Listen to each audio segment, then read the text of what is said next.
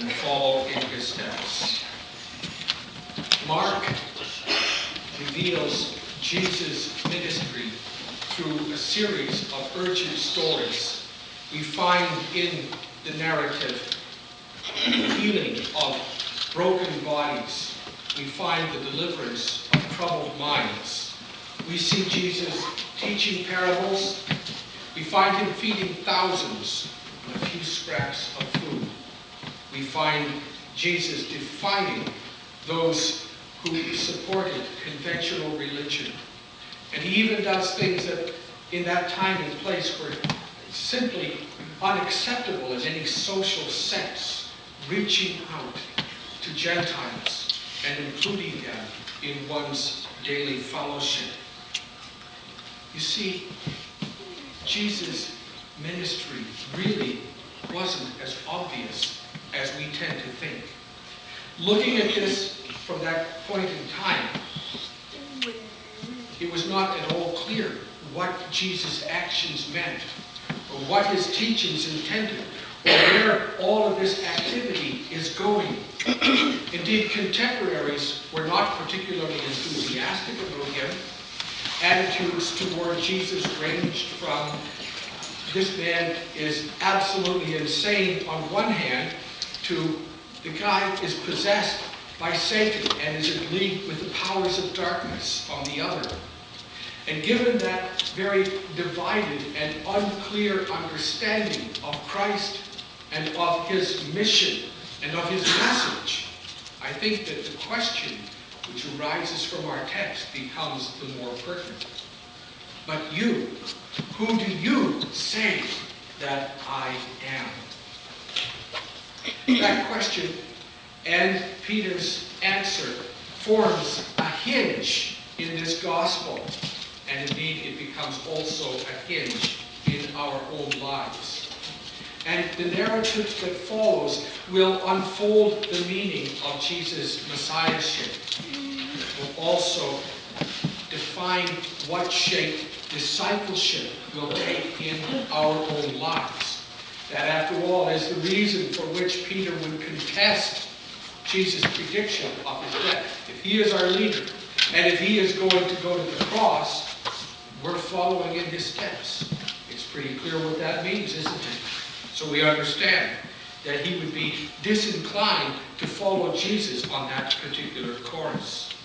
Now, these themes of Jesus' messiahship and the nature of true discipleship more and more dominate Mark's gospel as he focuses on the cross and on the disciples' failure to accept Jesus' words or even to understand what they mean, let alone to follow him to his destiny in suffering, in rejection, in death. At 3 points in the narrative, Mark foretells Jesus' suffering and death and resurrection in context of referencing the Son of Man.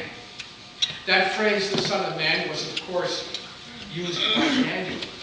That is the source for this text. And in Daniel, the Son of Man is displayed as a kingly figure, a heavenly figure, who holds kingship over all peoples. You see, the truth is, nobody expected a suffering, dying Messiah. And yet Jesus taught just that.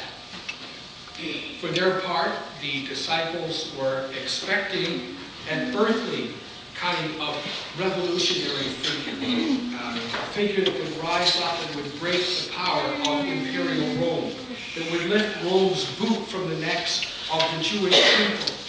Jesus discusses his death openly. He models, however, that life that he lives and the death that he dies after Isaiah's suffering servant. No one made that connection before, the Son of Man and the suffering servant. But Jesus did. He did. And of course, for their part, the disciples did not hear that news about the cross as being good at all.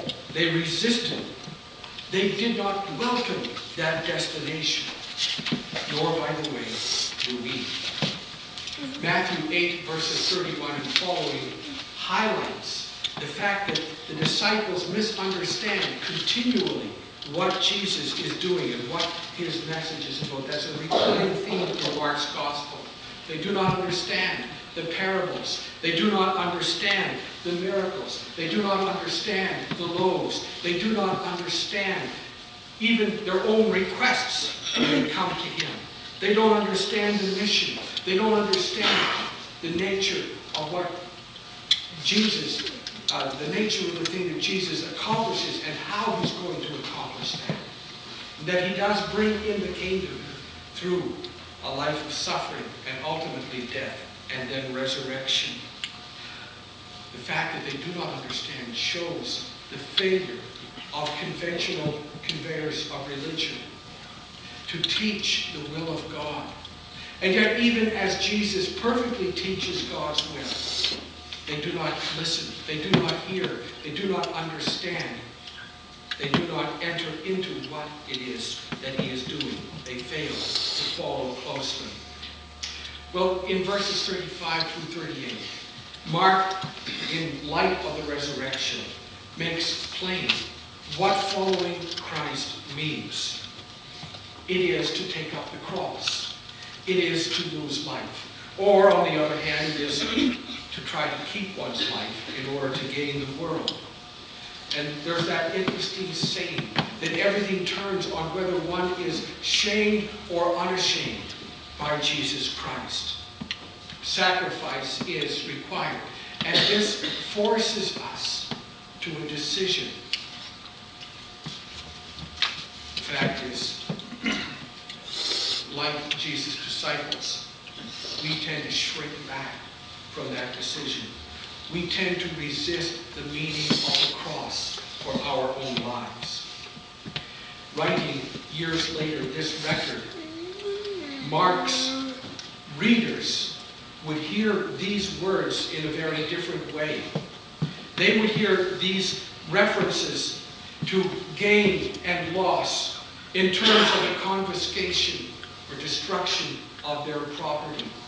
They would hear this reference to being shamed or unashamed in reference to the fact that many of their number faced the sword because of their trust in Jesus Christ. The call to discipleship places God's people in the direst of situations when the benefits of following Christ are not obvious or even forthcoming in this life. And this, sad to say, is largely lost in our time. It's largely lost on the church in the North American context. And I think that we need to face this fact. And with Judgment Day honesty, Christians need to face the reality that the church in our culture is largely in a state of apostasy simply because it has moved away from any meaningful theology of the cross. Now, why would I say such a thing? Well, it is because the theology of the cross no longer defines who we are as a people. It does not inform how we live our lives or to what end we live our lives. We do not lay the cross upon the issues of life, whether the broader issues of society or the issues in our own lives. Like the disciples, we tend not to see the meaning of the cross of Jesus Christ for life. We do not see how the cross calls us to be a radical people with a radical agenda for a very radical kind of reconciliation, for radical restoration, and for a radical renewal of all of life. And I think that needed in all this is nothing less than the continuing conversion of the church. Now, we may acknowledge the cross historically, theologically, hypothetically, at least. But Jesus' teaching goes beyond this. Take up your cross, he says. Follow me. In those words, get behind me, Satan. Jesus is doing two things. He is telling us on one hand that thinking in terms of this earth is the very embodiment of evil. and thus the reference to Satan. But he is also telling Peter that he is out of line and that he needs to get behind him and follow where he is leading, where he is going.